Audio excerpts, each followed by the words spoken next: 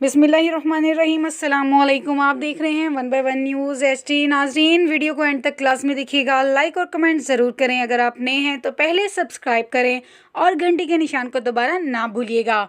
तो खबर की जानिब बढ़ते हैं। शकरगढ़ के मारूफ सराफ की दुकान पर नकब जनी की वारदात।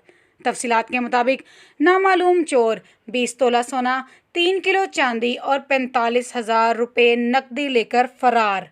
शकरगढ़ मारूफ सराफ की दुकान पर नकबजनी की वारदात। नामालूम चोर 20 तोला सोना, 3 किलो चांदी और 45,000 रुपये नकदी ले उड़े।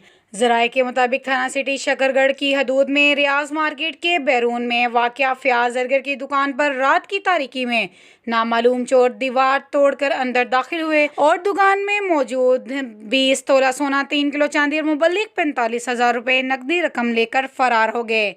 नामालूम चोरों ने दौरान वारदात दुकान में मौजूद आहनी सेफ अलमारियों को भी काटने की कोशिश की, लेकिन नाकाम रहे।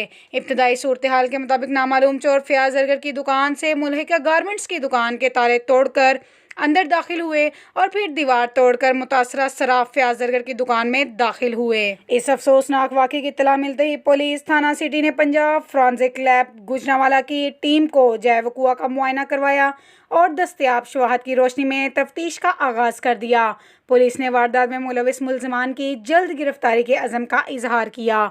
मज़ीद ऐसी खबरों से बाखबर रहने के लिए देखना ना भूलिए हमारा और आपका अपना चैनल 1/1 न्यूज़ HD।